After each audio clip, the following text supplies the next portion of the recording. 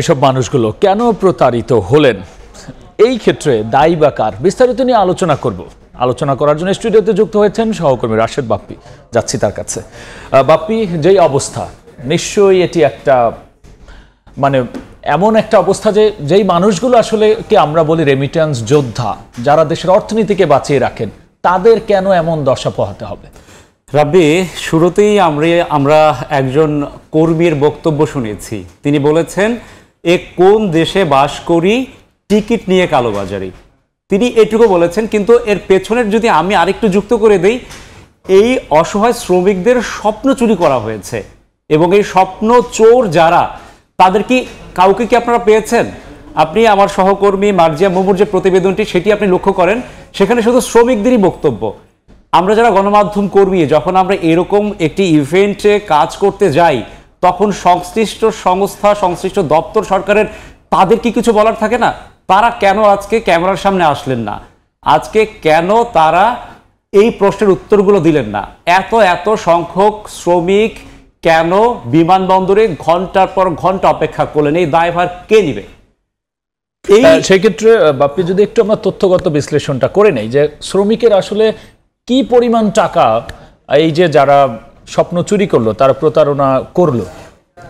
এখন যদি আমরা পরিসংখ্যানগত দিকে তাকাই, সেক্ষেত্রে আমরা দেখতে পাচ্ছি মালয়েশিয়ার স্বপ্ন ভঙ্গ হয়েছে প্রায় 30,000 কর্মীর। সরকার নির্ধারিত সর্বোচ্চ খরচ বলা হয় 78,990 টাকা, কিন্তু এক্ষেত্রে কর্মী প্রতি নেওয়া হয়ে থাকে 5,44,000 টাকা গড়ে। এটি একটি সংস্থার হিসেব, এবং চক্রের পকেটে এভাবেই ঢুকে গিয়েছে প্রায় 22,000 কোটি টাকা। এখন সেক্ষেত্রে টাকার অঙ্ক বিশাল, কিন্তু যে মানুষগুলো আসলে আজকে এই যে 78,000 টাকার পরিবর্তে প্রায় 5.5 লাখ টাকা করে দিচ্ছেন, সেই ক্ষেত্রে এই যে যারা এত টাকা নিয়ে তারপরেও তাদের যাওয়ার সুযোগটা করে দিতে পারলেন না। আপনি অবাক হবেন, আজকে যারা গণমাধ্যম কর্মীরা এই সংবাদ সংগ্রহ করেছেন, তাদের চোখও ভিজে যাওয়ার কথা। কারণ আপনি জানেন, এই যে একজন শ্রমিক, সে কত টাকা বেতনে চাকরি করে মালয়েশিয়া গিয়ে, তাকে প্রতিশ্রুতি দেওয়া হয় সর্বোচ্চ 30-40 হাজার টাকা, এবং সেটাই তোলা তার জন্য কষ্ট হয়ে যায়। এবং যে পরিবারটি এই 5 লাখ 5.5 লাখ টাকা, ক্ষেত্র বিশেষে অনেকের বেশিও লেগেছে, 6-7 লাখ টাকাও লেগেছে, তারা এই টাকাগুলো এনেছেন কিভাবে?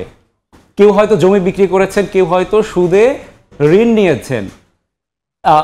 এই মানুষগুলো কিভাবে ঋণ পরিশোধ করবেন? এই যারা পথে বসে গিয়েছেন, তারা কি আর ঘুরে দাঁড়াতে পারবেন? এই টাকা সেক্ষেত্রে বলছিলেন যে যারা এই যে সিন্ডিকেট বা যাদের আমরা বলছি চক্র, এই চক্রটির আসলে সন্ধান কি পাওয়া গেছে, বা এটি নিয়ে আসলে কি কেউ কাজ করছে?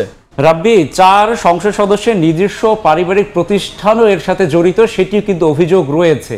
সংসদ সদস্য, এবার যদি আমরা একটু দেখি, ধরাছোঁয়ার বাইরে শক্তিশালী সিন্ডিকেট, 15 বছরে শ্রমবাজার বন্ধ 3 বার।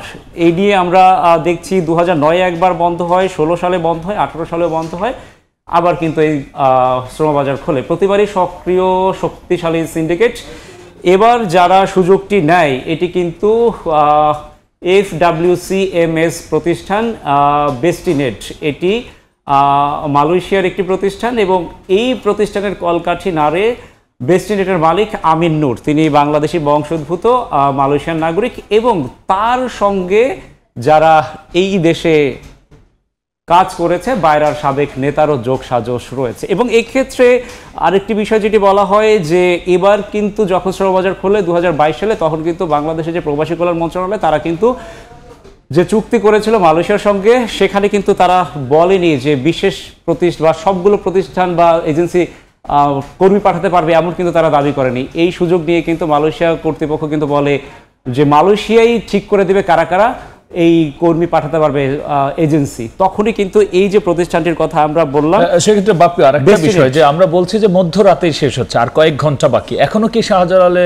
ওই রকম বিমানবন্দরে মানুষ অপেক্ষা করছে? বিশেষ একটি ফ্লাইট ছিল, সেটিও কিন্তু শেষ হয়ে গিয়েছে। সুতরাং এখন তারা কি স্বপ্নে বা কি আশায় সেখানে, তাদের হয়তো সেখানে আর অপেক্ষা করার কোনো মানে হয় না। কিন্তু যারা একদম নিজের সবটুকু বিলিয়ে দিয়েছেন যাওয়ার জন্য, তারা তো আর বাড়ি ফিরে যাবেন কোন মুখ নিয়ে?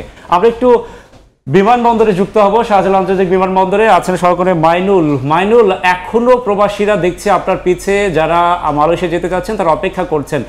তারা আসলে এখন কি বলছেন? তাদের স্বপ্ন কি আদৌ পূরণ হবে? বাপি যেমনটা বলছিলেন যে আজ কিন্তু সর্বশেষ যে ফ্লাইট মালয়েশিয়ার উদ্দেশ্যে অফিসিয়াল যে ফ্লাইটটি সেটি কিন্তু 7:30 সন্ধ্যা 7:30 ছেড়ে গেছে এবং এখন কিন্তু কয়েক হাজারেরও বেশি যে যাত্রীরা রয়েছেন মালয়েশিয়াগামী তারা কিন্তু এখনও এয়ারপোর্টে অপেক্ষায় রয়েছেন।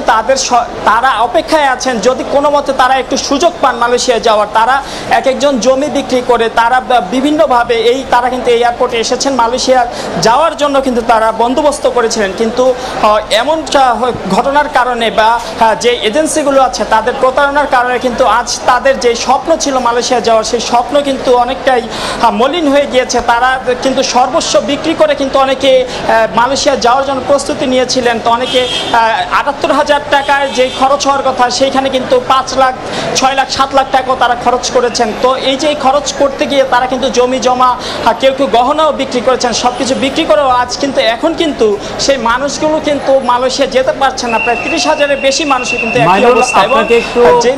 একটু থামাই, সেটি হচ্ছে এখনো যারা অপেক্ষা করছেন তাদের কেউ কি কোনো প্রতিশ্রুতি দিয়েছেন কিনা বা সরকারের সংশ্লিষ্ট দপ্তরের কেউ কি এখন পর্যন্ত বিমানবন্দরে এসেছেন কিনা?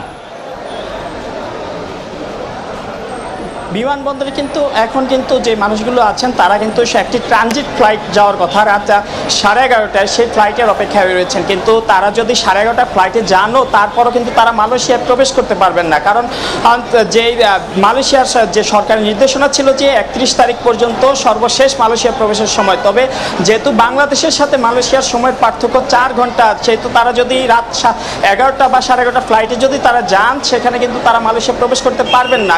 হয়তো এয়ারপোর্ট থেকেই তাদেরকে ফ্লাইটে কিন্তু তাদেরকে ফিরিয়ে দেওয়া হবে। এবং এখন পর্যন্ত কিন্তু এই মানুষগুলো কিন্তু এয়ারপোর্টে তবু অপেক্ষায় আছেন যদি কোনো সুযোগ হয় তাদের মালয়েশিয়া প্রবেশের, কারণ তারা সর্বস্ব বিক্রি করে নিজেদের সব সয় সম্পত্তি বিক্রি করে কিন্তু মালয়েশিয়া যাওয়ার জন্য এসেছিলেন এবং তারা কিন্তু সেই অপেক্ষায় আছেন যে যদি কোনোভাবে তারা এয়ারপোর্টে একটি বিমানের যেতে পারেন। এবং তারা কিন্তু এক একজন কিন্তু অনেকে দেখেছি প্রতারিত হয়েছেন। তারা বিমানের টিকিট কিনেছেন কয়েক লাখ টাকায়, কিন্তু সেই টিকিটটা যখন তারা ইমিগ্রেশনে গিয়েছেন তারা গিয়ে দেখতে পেয়েছেন যে সেই টিকিটটি ছিল ভুয়া টিকিট। আমরা কি একটু মাইনুলকে এটা জিজ্ঞেস করতে পারি যে সরকারের উচ্চ মহল থেকে কেউ কি সেখানে ভিজিট করেছেন বা গিয়েছেন? আমি ওই প্রশ্নই করেছিলাম, মাইনুল আসলে সেই বিষয়টিও নিশ্চিত করেছেন। মাইনুল, সরকারের পক্ষ থেকে কেউ এখন পর্যন্ত যায়নি তাই তো বিমানবন্দরে? এই সর্বশেষ যে তথ্যটি 7:30টার পর কিন্তু এখন পর্যন্ত কোনো বিমান ছেড়ে যায়নি। 11:30 একটি ট্রানজিট ফ্লাইট আছে, সেটিতে 50 জনের মতো যাত্রী হয়তো যেতে পারবেন, তবে তারা প্রবেশ করতে পারবেন কিনা সেটা। ধন্যবাদ মাইনুল। রাব্বি, আসলে মাইনুল যদি সরকারের সংশ্লিষ্ট কারো সেখানে যেতেন অবশ্যই তার বক্তব্য নিতেন সকাল থেকে। তবে বাপ্পি, আমরা কি চেষ্টা করেছি যে সরকারের উচ্চ মহল, যদি আমরা সংশ্লিষ্ট মন্ত্রীর কথাই বলি, তার কি কোনো বক্তব্য বা তার কি কোনো আশা বা প্রত্যাশার কথা কি আমরা জানতে পেরেছি? তিনি বিদেশ সফরে ছিলেন, দেশে ফিরেছেন, কিন্তু দেশে ফেরার পর তার সাথে গণমাধ্যম কর্মীরা কোনোভাবেই যোগাযোগ করতে পারেননি। পাশাপাশি বাইরের যারা নেতৃস্থানীয় আছেন তাদেরকে দিনভর গণমাধ্যম কর্মীরা ফোন করেছেন, কেউ কোনো ফোনের উত্তর দেয়নি। সব মিলিয়ে এই যে আমরা অভাগা মানুষগুলো দেখলাম, ফোন ধরুক বা না ধরুক, সেক্ষেত্রে এই যে এতগুলো মানুষ বিমানবন্দরে গিয়ে অপেক্ষা করছে এবং অন্য একটা দেশে যাবে এবং তাদের আমরা অনেক বেশি বাক্যবাণে অনেক বেশি সম্মানিত করে শুরু করেছিলাম রেমিটান যোদ্ধা দিয়ে, রাষ্ট্র কি এর দায় এড়াতে পারে? আসলে যা রাষ্ট্র কখনোই এর দায় এড়াতে পারে না, কারণ এর একটি সুরাহা অবশ্যই করা উচিত। মানুষদেরকে আমরা স্বপ্ন দেখিয়েছি এবং সেই স্বপ্ন আমরা নিজের হাতে ধূলিসাৎ কখনোই করতে পারি না, দায়ভার সবাইকে। একটু যদি বাপ্পি আসি যে এই যে যাদের চক্রের কথা বলছিলাম, নানা সময় কিন্তু এরকম অব্যবস্থাপনার কথা আমরা শুনি, তাদের কি কোনো শাস্তি হয় বা বিচার হয় বা আমরা কি এরকম কোনো উদাহরণ দেখেছি? এই 15 বছরে তো 3বার বন্ধ হয়েছে এবং এই বন্ধ হওয়ার পেছনে কিন্তু সিন্ডিকেটের দায় রয়েছে এবং সেক্ষেত্রে যদি আমরা দেখি শাস্তি কিন্তু কখনোই হয়নি। পরিবার নিয়ে পথে বসে গেছেন অনেক শ্রমিক, এটি কিন্তু আমাদের সহকর্মী মাইনুল বলেছেন। ঋণের টাকা পরিশোধ করা নিয়ে দুশ্চিন্তা।